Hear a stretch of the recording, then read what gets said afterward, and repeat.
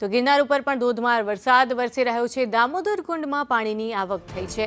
સોનરખ નદીમાં પણ પૂર આવ્યું છે અને ગિરનાર ઉપરથી ઝરણાઓ પણ વહેતા થયા છે, જેના પણ દ્રશ્યો સામે આવ્યા છે। આ અંગે વધુ વિગત સાથે સંવાદદાતા કેતન જોડાયેલા છે। કેતન, વરસાદ વરસી રહ્યો છે ને ધોધમાર વરસાદથી ઘણી બધી નદીમાં પણ પૂર આવ્યું છે ને આ દ્રશ્યો પણ ગિરનારના સામે આવ્યા છે। ચોક્કસ કે જે રીતે જુનાગઢ જિલ્લામાં વરસાદ વરસી રહ્યો છે, ગિરનાર પર્વત ઉપર પણ ધોધમાર વરસાદ છે। છેલ્લા 1 કલાકમાં 1.5 ઇંચ કરતા પણ વધુ વરસાદ જે છે ગિરનાર ઉપર પડી ચૂક્યો છે। ગિરનાર પર્વતનું જે ઝરણાઓ વહેતા થયા છે અને તમામ પાણી જે છે તે દામોદર કુંડમાં આવ્યું છે, જેને કારણે દામોદર કુંડ ઓવરફ્લો થઈને ઘોડાપુર આવ્યું છે। ખાસ કરીને સોનરખ નદી ત્યાં વિસ્તાર થાય છે તેમાં પણ અત્યારના ઘોડાપુર જેવી પરિસ્થિતિ નિર્માણ થયું છે। મોટાભાગની નદીઓમાં પણ જે અત્યારે છે તે પાણીની આવક સતત વધી રહી છે અને ઉપરવાસમાં પણ સતત વરસાદને કારણે જે છે તે પાણીની આવક થતા લોકોને પણ સાવચેત રહેવા સૂચના આપવામાં આવી છે।